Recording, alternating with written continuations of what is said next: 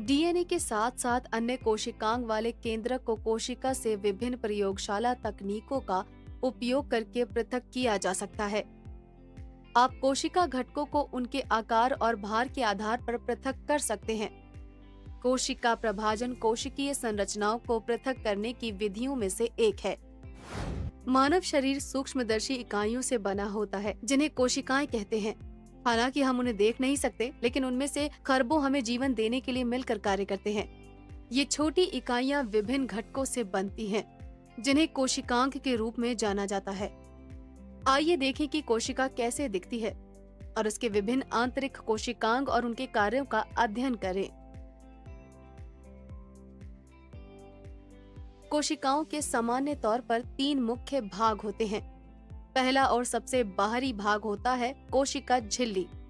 यह कोशिका के चारों ओर एक लचीला आवरण होता है। यह झिल्ली पदार्थों के आवागमन को नियंत्रित करती है।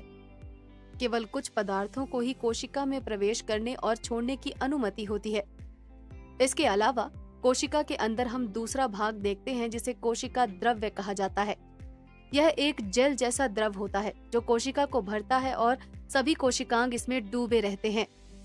यह अधिकांशतः लवण और पानी से बना होता है। कोशिका द्रव के अंदर हम देखते हैं तीसरा भाग, एक बड़ी गोलाकार संरचना जिसे केंद्रक कहते हैं। यह कोशिका की सभी गतिविधियों का नियंत्रण केंद्र होता है। केंद्रक झिल्ली केंद्रक को घेरती है तथा उसकी रक्षा करती है और उसमें छिद्र होते हैं। इन छिद्रों के माध्यम से केंद्रक के अंदर देखने पर हमें परस्पर जुड़े हुए धागे जैसी संरचनाओं का बड़ा द्रव्यमान दिखाई देता है। ये डीएनए नामक न्यूक्लिक अम्ल से बने होते हैं, जो जीवन का खाका है। केंद्रक से बाहर आने पर हमें कुछ छोटी गोलाकार संरचनाएं दिखाई देती हैं, जिन्हें राइबोसोम कहा जाता है, जो कोशिका में प्रोटीन के निर्माण के लिए उत्तरदायी होते हैं। यह केंद्रक है जो इन प्रोटीनों को बनाने के लिए संश्लेषण और निर्देश भेजता है। राइबोसोम इस जानकारी को डिकोड करते हैं और प्रोटीन बनाने के लिए आवश्यक इकाइयों को एकत्रित करते हैं। इनमें से अधिकांश राइबोसोम से जुड़े होते हैं अंतर्द्रव्य जालिका से, जो नलिकाओं का एक जटिल निकाय होता है। इसे ईआर भी कहा जाता है। एक बार जब प्रोटीन निर्माण की प्रक्रिया समाप्त हो जाती है तो निर्मित प्रोटीन अंतर्द्रव्य जालिका में चला जाता है। तब यह आगे बढ़ता है नलिकाओं के इस निकाय के माध्यम से, जहां इसे रूपांतरित किया जाता है और अंततः कोशिका के दूसरे घटक में ले जाया जाता है, जिसे गोल्जी काय कहा जाता है। यहाँ प्रोटीन को और रूपांतरित किया जाता है और एक सक्रिय अणु में बदल दिया जाता है। गोल्जी काय सपाट वलित कोश की एक श्रृंखला होती है। जब कुछ प्रोटीन की आवश्यकता होती है तो गोल्जी काय इसे प्रदान करता है। कभी कभी इनमें से कुछ प्रोटीन की कोशिका के बाहर आवश्यकता हो सकती है। कोशिका झिल्ली इन प्रोटीन को बाहर निकालने में अनुमति देती है। साथ ही इन चैनलों के माध्यम से कुछ महत्वपूर्ण पदार्थ प्रवेश कर सकते हैं।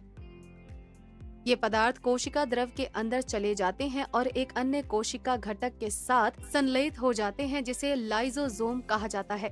इन लाइसोसोम में एंजाइम होते हैं जो इन पोषक तत्वों के अणुओं को पचाते हैं। एक अन्य महत्वपूर्ण अंग सत्रकणिका, यह कोशिका का शक्ति ग्रह है। यह खाद्य पदार्थों को तोड़ता है और कोशिका के लिए ऊर्जा मुक्त करता है।